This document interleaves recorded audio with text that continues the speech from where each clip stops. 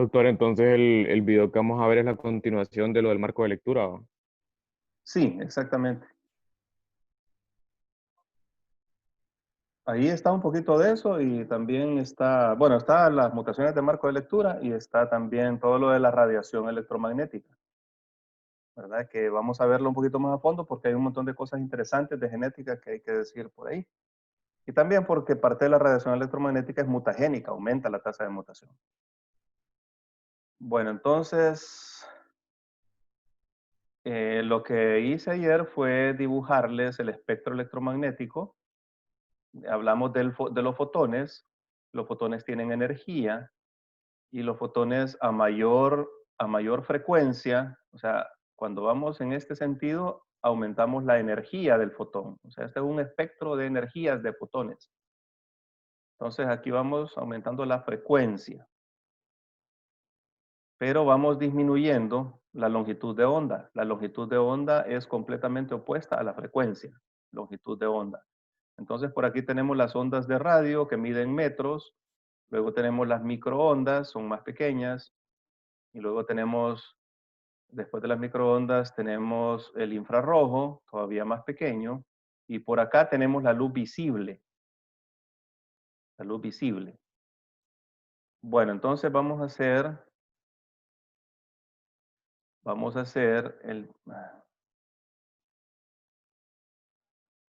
aquí abajito lo voy a hacer, vamos a hacer esto. Entonces por acá tenemos los fotones,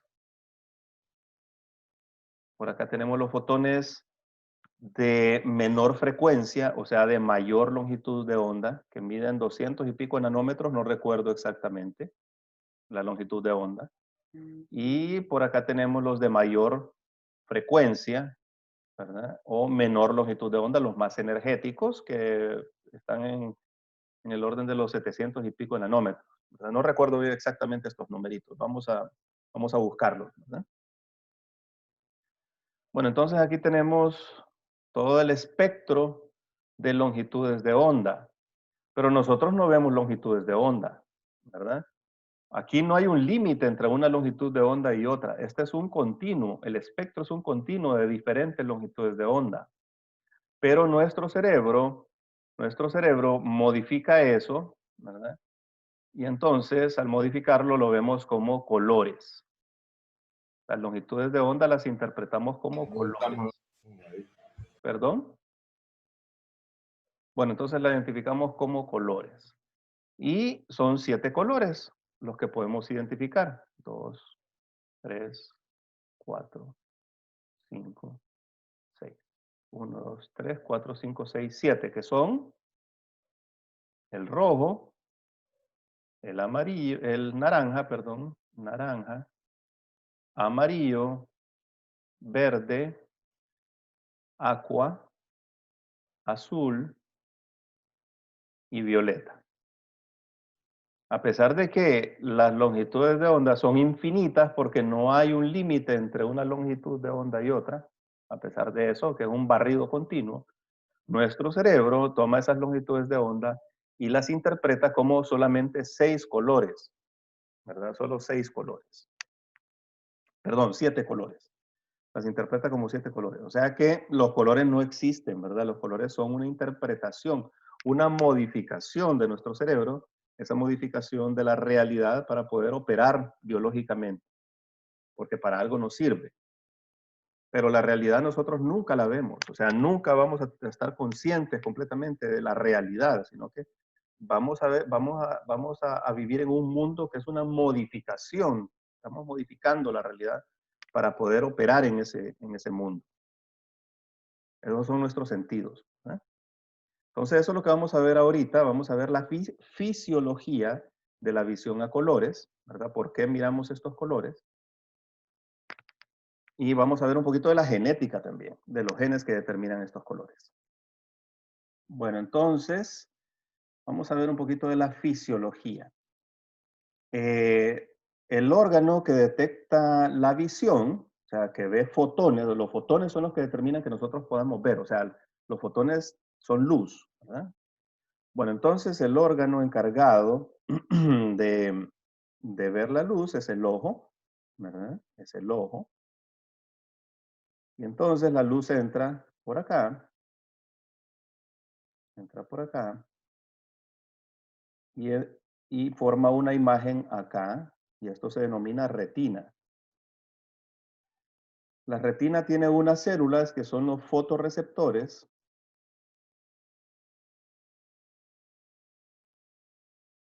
y esos fotorreceptores son de dos tipos, unos que se denominan conos, porque son unas células que son más o menos así, y otras que se denominan bastones, porque son más o menos así.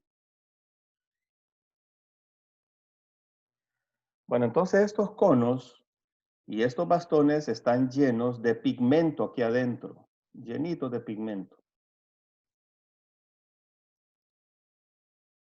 Esos pigmentos de la visión, ¿verdad? Los conos tienen pigmentos para ver solamente en blanco y negro, escala de grises.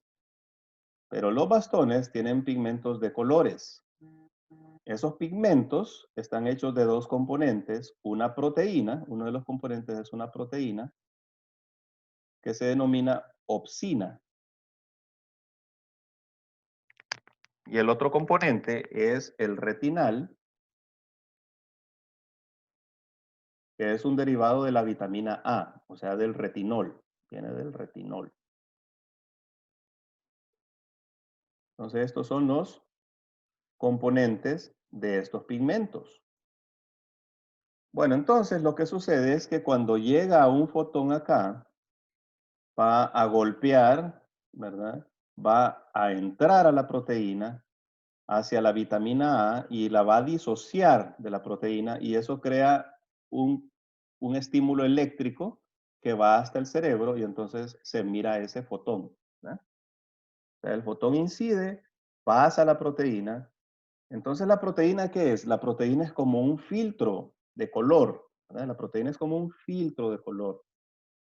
Va a dejar pasar ciertas longitudes de onda, así como el papel celofán. ¿Has visto el papel celofán? Es un filtro de colores, ¿sí? Bueno, entonces va a dejar pasar luz de determinadas longitudes de onda, pero no va a dejar pasar de otras longitudes de onda. Bueno, entonces tenemos tres tipos de opsinas de colores. Tenemos la opsina roja, la opsina verde y la opsina azul. Tres tipos de opsinas. Un cono va a tener solamente un tipo de opsina. O sea, va a tener opsina roja, opsina verde u opsina azul. O sea que hay tres tipos de conos, rojos, verdes y azules. ¿Vamos bien hasta acá? ¿Cuál es la diferencia entre estas proteínas? ¿Por qué unas absorben el rojo y otras absorben el verde y otras el azul? Bueno, porque hay variaciones en los aminoácidos que hacen que la proteína se pliegue diferente y eso hace que cada proteína absorba longitudes de onda determinadas, ¿verdad? Entonces, esos cambios, esos pequeños cambios, se parecen mucho todas estas proteínas entre sí, pero y se diferencian en algunos aminoácidos que determinan que unas absorban una longitud de onda y otras absorban otra longitud de onda. Pero tenemos solamente tres tipos de conos.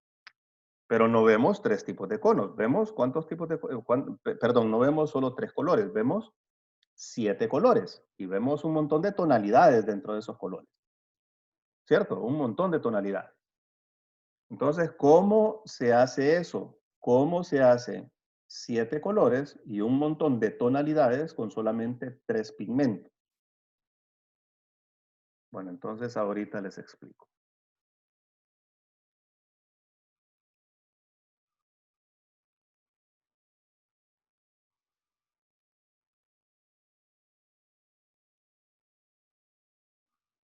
Hagamos una grafiquita ahora. Hagamos una grafiquita. Un eje, vamos a hacer un eje X acá, ¿verdad? Y entonces, perdón, un eje Y, y aquí en el eje Y vamos a poner sensibilidad. Sensibilidad. ¿Sensibilidad de qué? De cada uno de los tres tipos de pigmentos a los fotones. de diferente longitud de onda. Entonces aquí tenemos la longitud de onda más ancha y aquí tenemos la longitud de onda más cortita, ¿verdad? Y la frecuencia va aumentando acá. Bueno, entonces comenzamos con los pigmentos verdes, los pigmentos los pigmentos rojos. El pigmento rojo tiene más o menos esta gráfica de sensibilidad. Más o menos esta gráfica de sensibilidad. O sea, va a ser mucho más sensible por acá, ¿verdad? Mientras que los fotones a estas longitudes de onda, ¿verdad? O sea, va a ser mucho menos sensible a los fotones a estas longitudes de onda. Mucho menos sensibles, pero siempre lo van a estimular, nada más que con mucha menor potencia. Y luego tenemos, vamos a ver, el pigmento rojo. El pigmento rojo, ¿verdad? Tiene una sensibilidad, una gráfica de sensibilidad que va más o menos así. O sea, va a ser más sensible por acá. Perdón, este es el pigmento azul. Este era el rojo, ¿verdad? Este es el pigmento azul. Entonces va a tener una gráfica de sensibilidad más o menos así. Y ahora vamos con el pigmento verde. El pigmento verde va a tener una gráfica de sensibilidad más o menos así. ¿Qué es lo que pasa entonces? Imaginemos que nosotros miramos una luz de esta longitud de onda. Entonces una luz de esta longitud de onda solamente va a estimular los conos rojos y esa luz la vamos a ver roja. Pero ¿qué pasa si nosotros tenemos una luz de una longitud de onda por acá? Se va a estimular el rojo con bastante fuerza y en menor medida se van a estimular los conos verdes. Entonces, esta poca estimulación de los conos verdes y mucha estimulación de los conos rojos nos da un tono naranja. Y si nosotros seguimos para acá, entonces vamos a ir estimulando cada vez más los conos verdes y cada vez menos los conos rojos y vamos a ir avanzando hacia acá. Entonces, por acá más o menos tenemos una gran estimulación de los conos verdes y una poca estimulación de los conos rojos y vamos a ver ya un amarillo que se va volviendo verdoso. Aquí se va a ir volviendo verdoso, verdoso, verdoso. Y aquí vamos a tener el verde puro. Lo mismo para el otro lado. Si miramos una luz que está por acá, más o menos, ¿verdad? Que estuviera por acá, una longitud de onda por acá, se está estimulando el cono azul con mucha fuerza y el verde con menor fuerza. Entonces vamos a ver un colorcito azul, ¿verdad? Pero ya tirando a aqua. Y si fuera por acá más verde que azul, entonces miraríamos más aqua y se va haciendo paulatinamente más verde hasta que tenemos el verde puro. Y así es como vemos, así es como el cerebro interpreta esta mezcla, ¿verdad? Interpreta esta mezcla y entonces nos da un color específico, o sea, un tono específico. Esta luz va a ser diferente a esta, a esta, a esta, a esta, a esta. Y vamos a ver estos 7 colores con solamente 3 tipos de conos. Por eso es que las impresoras solo tienen 3 tipos de tinta, precisamente porque nuestro cerebro actúa así, es que podemos hacer que la impresora con 3 tipos de tinta haga todas las combinaciones posibles. Porque las combinaciones de tinta van a hacer que se estimule diferencialmente cada uno de los 3 tipos de conos y eso nos va a dar un color bien específico. O sea, la impresora es así porque nuestra retina es así.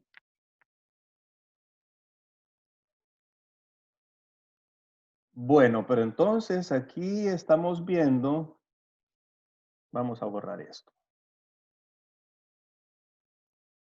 Vamos a borrar eso. Aquí estamos hablando de una luz monocromática. Vamos a definir qué es luz monocromática. Es una luz de una sola longitud de onda. Una luz monocromática es una luz de una sola longitud de onda. Los objetos de la vida real reflejan en realidad luz que no es monocromática, sino que es policromática, porque son mezclas de pigmentos. Casi todos los objetos de la vida cotidiana son mezclas, y entonces van a reflejar una luz policromática de varias longitudes de onda. La luz del sol, el sol irradia en las tres longitudes de onda por igual, porque irradia en todas las longitudes de onda, entonces va a estimular de la misma manera los tres tipos de conos, y el estímulo de los tres tipos de conos nos va a dar como resultado luz blanca. Entonces la luz blanca es el estímulo por igual de los tres tipos de conos. O sea, es una mezcla de luces de tres colores. Podemos hacer luz blanca mezclando solamente tres luces monocromáticas que estimulen igualmente los tres tipos de conos, entonces hacemos el blanco. Pero en el caso del el sol irradia en todas las longitudes de onda, entonces estimula los tres tipos de conos por igual. ¿Qué pasa con la luz policromática entonces? Vamos a ver. ¿Qué pasa con la luz policromática? Bueno, entonces imagínense ustedes que tienen una mezcla de luces, con una que tiene esta longitud de onda y otra que tiene esta longitud de onda. ¿Qué color vamos a ver ahí? ¿Qué color vamos a ver ahí? Bueno, lo que ven ustedes es que está siendo estimulado el rojo, está siendo estimulado el azul, pero también el verde está siendo estimulado acá y el verde está siendo estimulado por esta también. Entonces, probablemente, como el verde está siendo fuertemente estimulado por ambos lados, entonces probablemente la luz que miremos va a ser verde, pero va a ser un verde bien tenue, o sea, un verde que tiende más al blanco, o sea, un blanco verdoso, porque están siendo estimulados los tres, pero probablemente nos venimos muy acá. Pongan ustedes que la longitud de onda es por acá, ¿verdad? O por acá.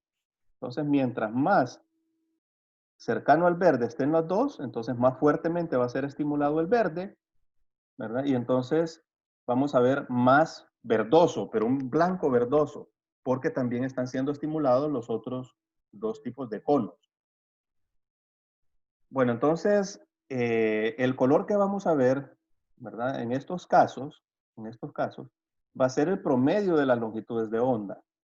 O sea, el promedio de esta longitud de onda y esta longitud de onda, entonces vamos a ver este color que tenemos acá, que es el verde, es el promedio de los dos, ¿verdad? Pero lo vamos a ver con una gran cantidad de blanco, porque también están siendo estimulados los otros dos tipos de cono.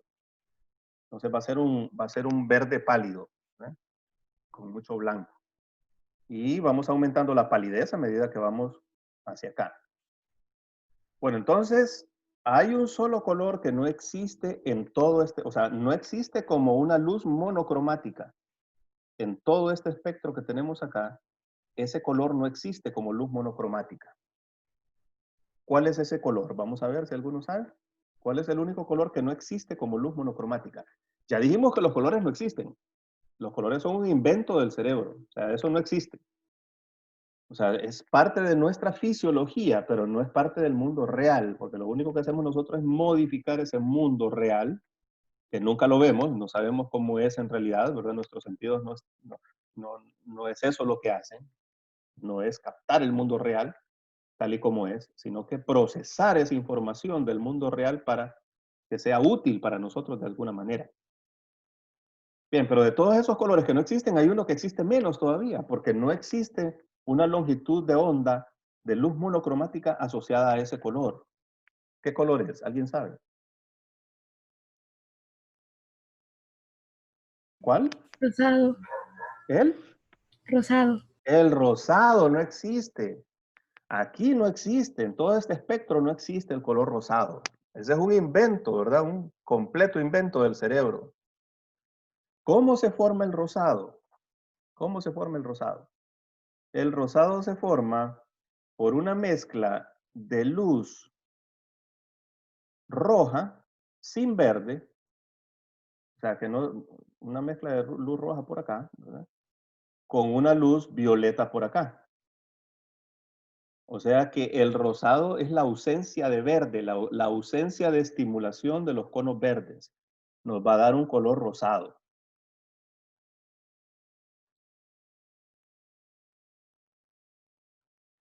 O sea que es el único color que no existe, que no está asociado a una luz monocromática. Bueno, entonces eso es la fisiología. Sobre los conos, la opsina de los conos, la proteína de los conos, va a absorber todas las longitudes de onda, entonces no va a discriminar entre longitudes de onda y todo lo vamos a ver con los conos, todo lo vamos a ver blanco y negro, lo vamos a ver escala de grises.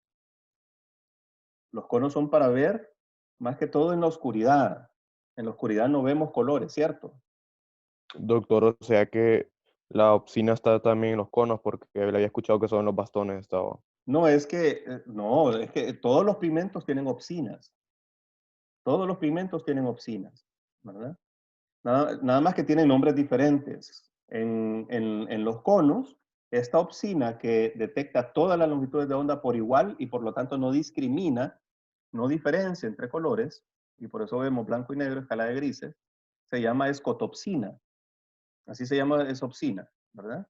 Y estas opsinas de los conos son opsina roja, opsina verde y opsina azul.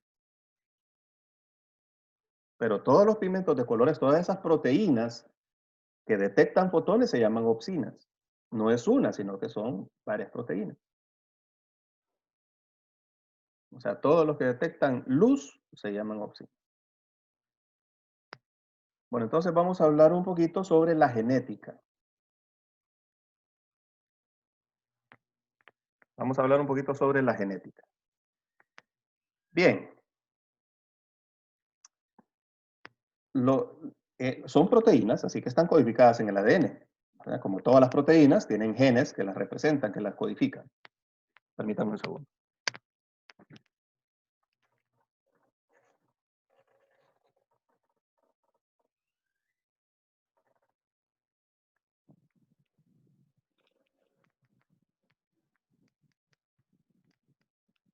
Bueno, entonces, los genes de las opsinas rojas y las opsinas verdes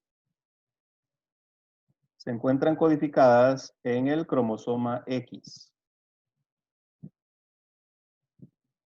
Y los genes de las opsinas azules se encuentran codificadas en el cromosoma 7.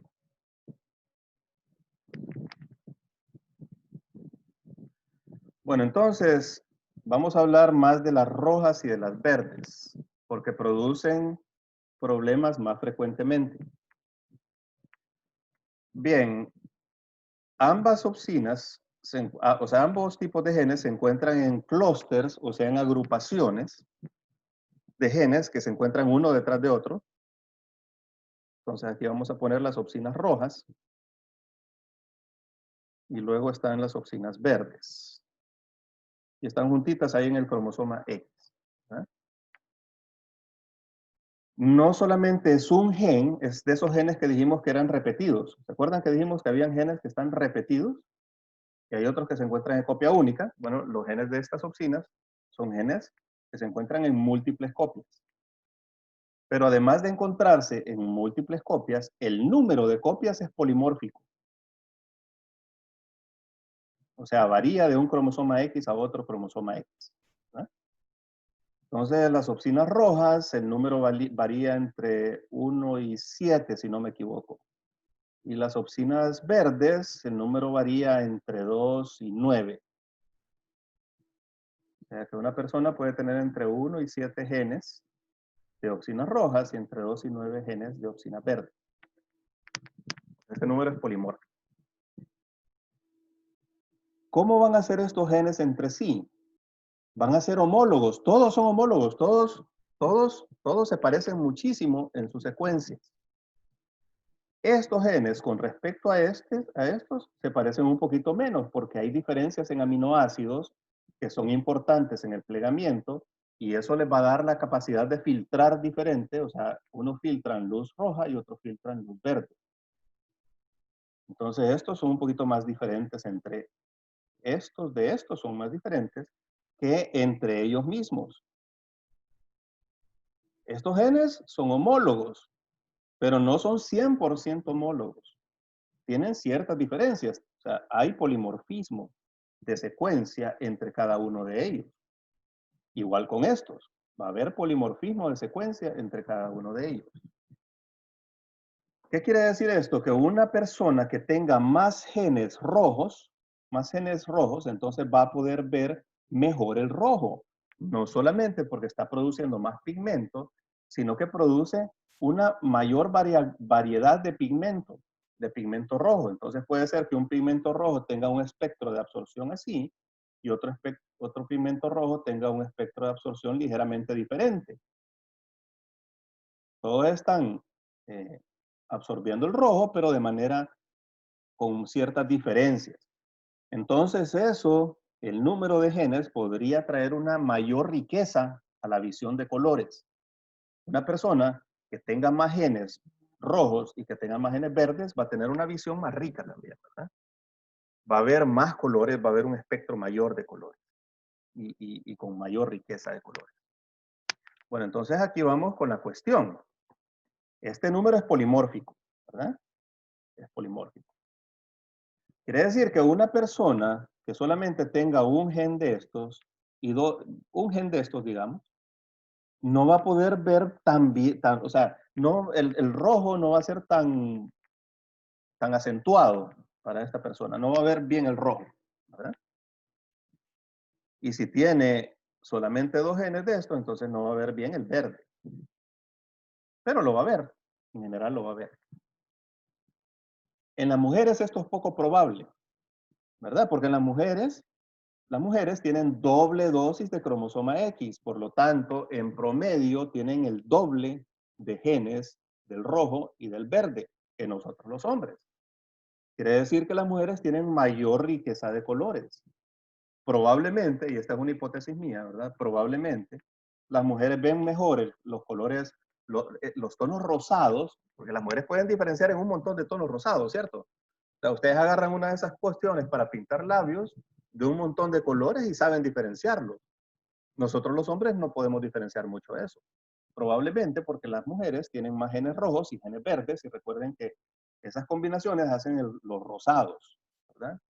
Hacen los tonos rosados. Entonces, por eso es que ustedes pueden ver más riqueza de colores dentro de esos tonos rosados que nosotros los hombres.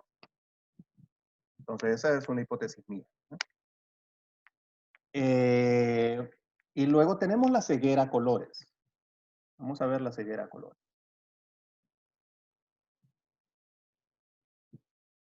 Ceguera a colores. Bueno, una persona que es ciega al color rojo, o sea, no ve el color rojo para nada, se dice que tiene protanopia. Protanopia. Una persona que no ve el verde, se dice que tiene deuteranopia.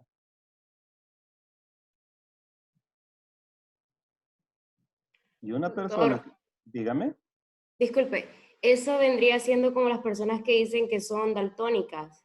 exacto, ya vamos a ver eso, ¿eh?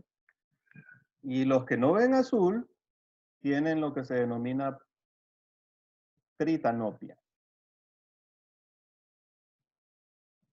Bueno, prota viene de primero, proto es primero, y es simple y sencillamente porque en el espectro, ¿verdad? Recuerden esto, primero está el rojo, y luego va el verde, y luego va el azul.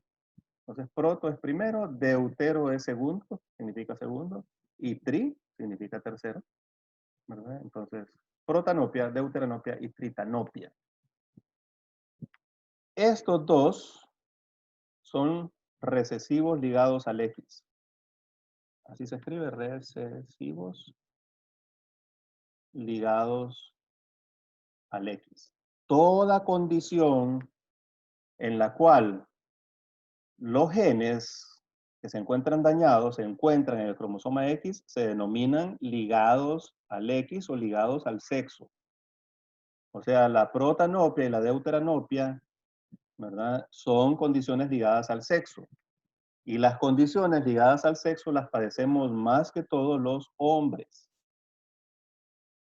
Porque los hombres solamente tenemos un cromosoma X. Entonces, imagínense ustedes que hay una mutación.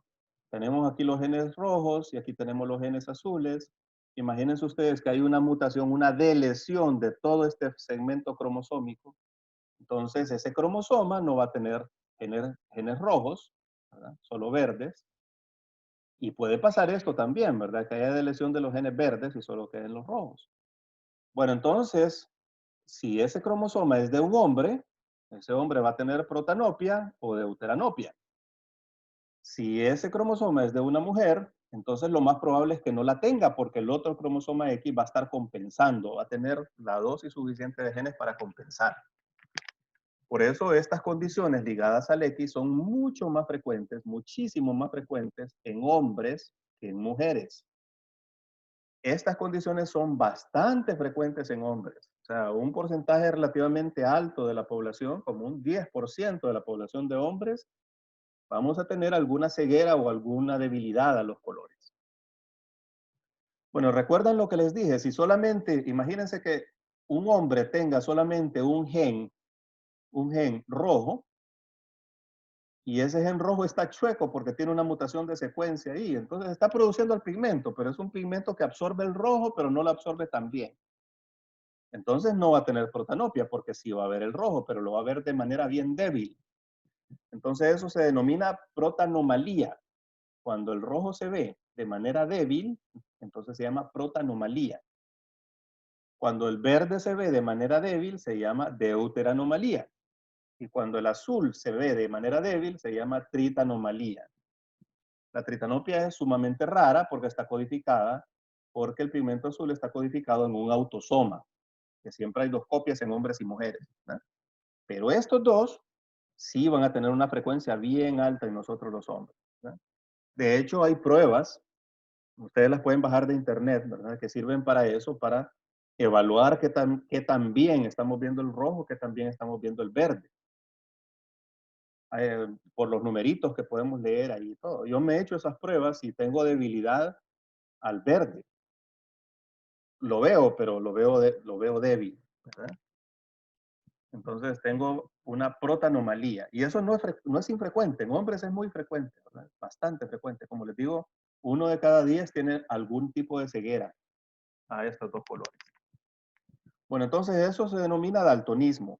La ceguera a los colores se llama daltonismo. ¿Alguien sabe por qué se llama daltonismo?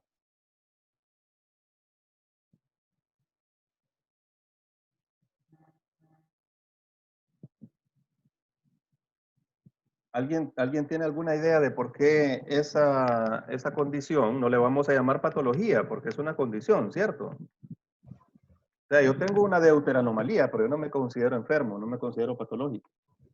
Entonces hay cosas que se denominan condición, no enfermedad, ¿verdad? Bueno, entonces ¿alguien tiene alguna idea de por qué se llama daltonismo? Es cuando la persona no puede ver colores o algo así. No, claro, sí, sí se llama daltonismo, pero ¿de dónde viene la palabra? ¿Por qué se llama así?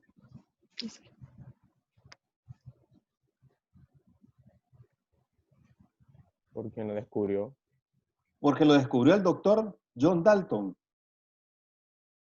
Bueno, miren, John Dalton, el doctor John Dalton, bueno, no sé si era doctor, ¿verdad? No era doctor, porque en ese tiempo no habían doctorados, ¿verdad? A los médicos les decían doctores nada más, pero no habían doctorados.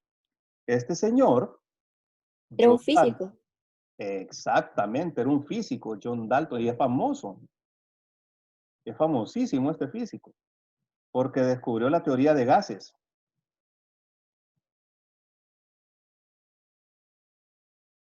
Teoría de gases. O sea, descubrió que el aire era una mezcla de varios gases y descubrió el oxígeno, ¿verdad? Descubrió que el oxígeno era lo que lo que necesitábamos para sobrevivir en el aire y para de una vez la permanecer encendida. Todas esas cosas las descubrió este señor que era miembro de la Royal Society de Londres, John Dalton. Y entonces John Dalton era daltónico, ¿verdad? Busquemos un poquito la bibliografía para estudiar un poco esto, ¿verdad? Cómo se dio cuenta que era daltónico y todo eso. Pero es interesante.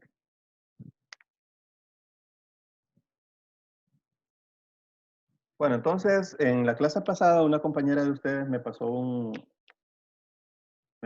recorte, ¿verdad? Donde hablaba de daltonismos que no eran hereditarios, porque este es un daltonismo hereditario, ¿cierto?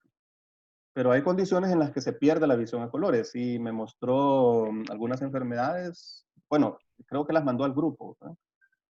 Lo mandó al grupo, de hecho, donde están algunos medicamentos como la hidroxicloroquina, está el Parkinson y otras condiciones que pueden causar una ceguera a colores. Pero no es una ceguera hereditaria, ¿verdad? No es de tipo genético. Bueno, entonces seguimos con el espectro electromagnético. Vamos a ver, este es el espectro electromagnético. Ya vimos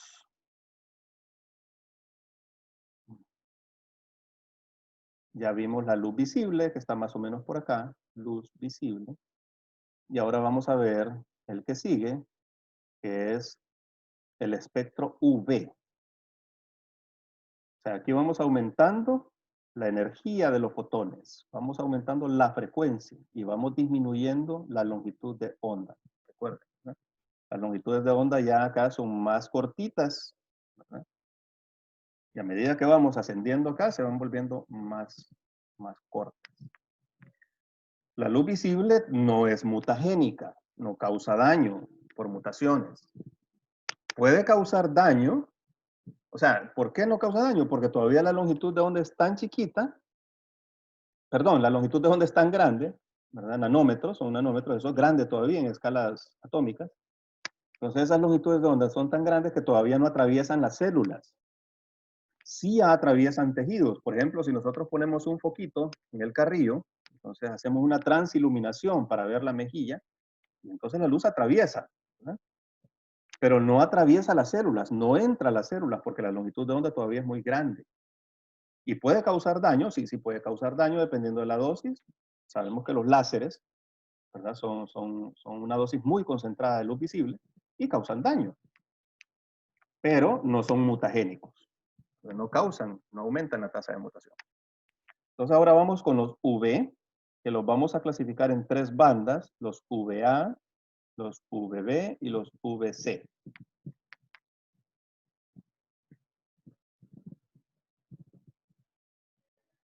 Dicen, yo he leído en las noticias, pero no he leído ningún artículo, que hay algunas personas que pueden ver en la banda de los VA. O sea, pueden, no solamente ven hasta el violeta, sino que ven un poquito más hacia acá. Porque tienen mutaciones en sus conos violeta que les permiten hacer eso, en sus conos azules que les permiten hacer eso. O sea, sería como una especie de un superpoder, ¿verdad? Poder ver un poquito la luz ultravioleta. Bueno, todo el Sol produce todo este espectro. Todo el espectro electromagnético lo produce el Sol. Y todo va a llegar a la Tierra. Ahora, a la superficie de la Tierra, ¿qué llega? Esto va a llegar.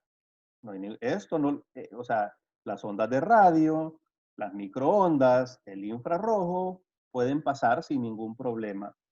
Pasan la atmósfera sin ninguna perturbación. La luz visible pasa a la atmósfera sin ninguna perturbación, pero a partir de acá, de los UVB, ya los rayos ultravioletas son, los fotones, ¿verdad? De mayor energía sí son parados. Los fotones en el espectro de UVB y UVC son parados por una capa de la atmósfera que se denomina capa de ozono.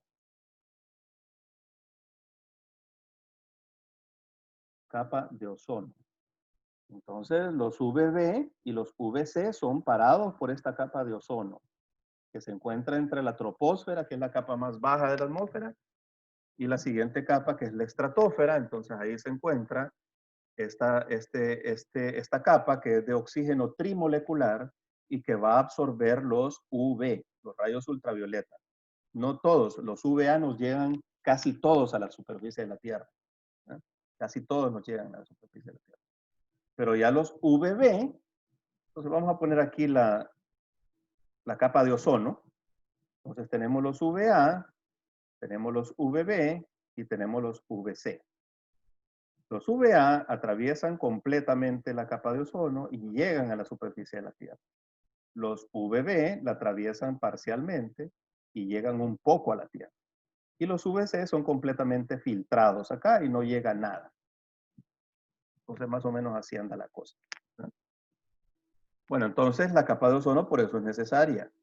Ya se ha regenerado, pero por allá por los años 80 estábamos viendo que el ozono estaba siendo destruido. Había un agujero que se formaba en invierno en el polo sur, ¿verdad? Se formaba este agujero en la capa de ozono. Y entonces, ¿por qué? Porque estaba siendo destruido. Estaba siendo destruido por dos tipos de sustancias. Unas sustancias que utilizan en aire acondicionado, ¿verdad? Que es un gas, ¿verdad? Que se llama freón. Y también por los atomizadores, los sprays, ¿verdad? Los sprays tenían como propelente para que subiera el líquido, para que saliera impulsado, tenían una sustancia que eran fluorocarbonos. Fluorocarbonos. Entonces esto subía a la alta atmósfera y estaba destruyendo esa capa de ozono. Y entonces si se destruía esa capa de ozono, imagínense ustedes, nos íbamos a morir todos achicharrados, ¿verdad? La prevalencia del cáncer iba a aumentar de una manera exagerada. ¿Por qué? Porque no hemos evolucionado para soportar estas energías tan altas. Porque nunca han llegado a la Tierra. Estamos protegidos para estas energías de acá. Pocas energías. Estamos protegidos. ¿Por qué? Porque hemos evolucionado con ellas. Nuestra historia evolutiva y la de todos los seres vivos ha sido en presencia de esta energía, ¿verdad? Pero estas no, por lo menos desde que apareció el oxígeno y la capa de ozono, porque antes, cuando no había oxígeno, cuando no había plantas productoras de oxígeno y no había una atmósfera oxigenada, entonces sí, llegaba todo este espectro como por acá, ¿verdad? No todo, ya vamos a ver después un poquito de esto, pero sí nos llegaba esto. No a nosotros, sino que a los seres que existieron en ese entonces, cuando todavía no había clorofila, no había plantas, una gran cantidad de oxígeno en la atmósfera. Bueno, entonces no estamos adaptados, entonces no hubiéramos achicharrado, pero afortunadamente hubo una convención en Montreal en 1984, creo, por ahí. No estoy seguro del año, en donde se reunieron todos los países y se pusieron de acuerdo para eliminar estas dos cosas: el gas freón de los aires y los fluorocarbonos de los sprays, ¿verdad? Y entonces eso salvó la capa de ozono. Ojalá que nos pongamos de acuerdo también para frenar el calentamiento. Esa es la peor amenaza que tenemos ahorita, no es el coronavirus, es el calentamiento, ¿verdad? Es el cambio climático. Bien, vamos a ver. Vamos a hablar entonces de los rayos UV.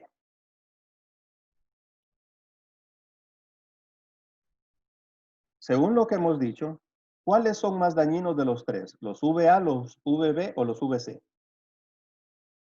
¿Cuáles son los más dañinos? ¿UVA, UVB o UVC? Vamos, contéstenme. Los VC son los más dañinos, ¿cierto? Pero como no nos llegan, ¿cuáles son los que nos afectan más? Los VA, ¿cierto? Entonces usamos bloqueadores solares y todas las cosas, ¿verdad? Para protegernos de los VA y de los VB, porque los VB sí llegan un poquito, ¿verdad? Sí llegan. Ya vamos a hablar un poquito de eso. Bueno, vamos a ver qué tipo de daños causan los rayos ultravioleta. Los rayos ultravioleta ya tienen una longitud de onda bien pequeña, más que todos los UVB y los UVC, claro. Ya tienen una longitud de onda bien, pero los UVA también, pero también.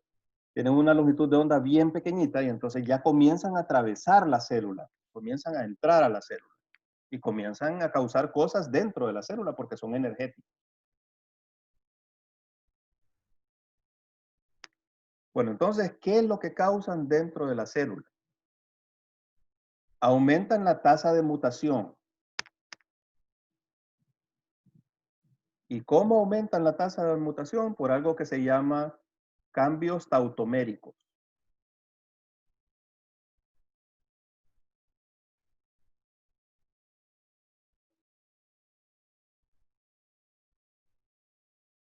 Cambios tautoméricos.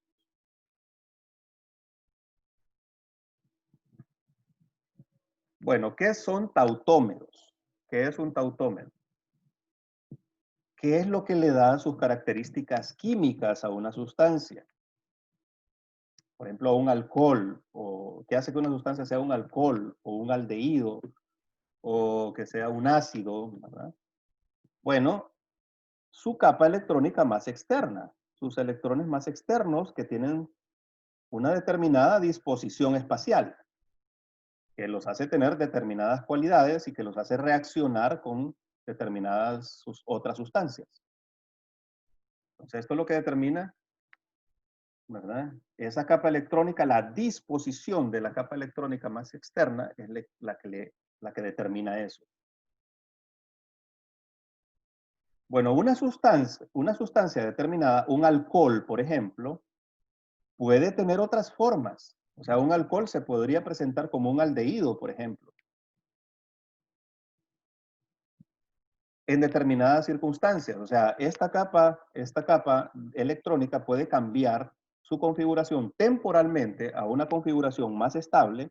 Y si es un alcohol, entonces puede hacer pasarse por un aldehído temporalmente, ¿verdad? Por un aldehído temporalmente, pero rápidamente vuelve otra vez a su configuración normal, porque es un estado inestable. Su estado normal es el de alcohol. Pero entonces a esto se le denomina cambio tautomérico. Son tautómeros, son un tipo de isómeros en los que lo único que cambia es la configuración electrónica. Se le llama cambios tautoméricos.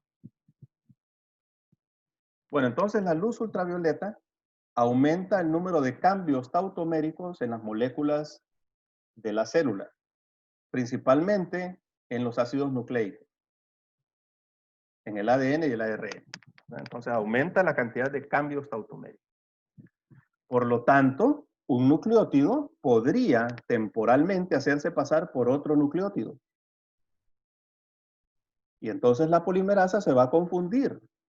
Y en vez de poner el nucleótido que debe, va a poner otro nucleótido que se está haciendo pasar por el verdadero, ¿verdad? Por el que debe poner. O sea, se va a equivocar, va a aumentar su tasa de errores. Recuerden que la polimerasa siempre se equivoca, pero es una enzimita bien lista. Y entonces retrocede con su capacidad de nucleasa, 5', 3', 3', 5', perdón. Tiene una capacidad de nucleasa, corta el último nucleótido, lo corrige, pone el verdadero, y así es. Pero si aumenta el número de errores, si aumentan los cambios tautoméricos, entonces la polimerasa se va a equivocar muchísimo más. Y entonces no va, o sea, el número de mutaciones en la fase S del ciclo celular va a ser mucho mayor. Entonces ese es el mecanismo por el cual la luz ultravioleta, que es energética, entra a la célula y aumenta el número de cambios tautoméricos. Y por ende aumenta el número de mutaciones, más que todo esas mutaciones que se llaman dímeros de guanina. Dímeros de guanina. O sea que hay una guanina y la polimerasa tiene que poner una citosina, ¿cierto? Cuando está copiando. Pero la citosina se hace pasar por guanina, entonces la polimerasa pone otra guanina. Y aquí hubo una mutación.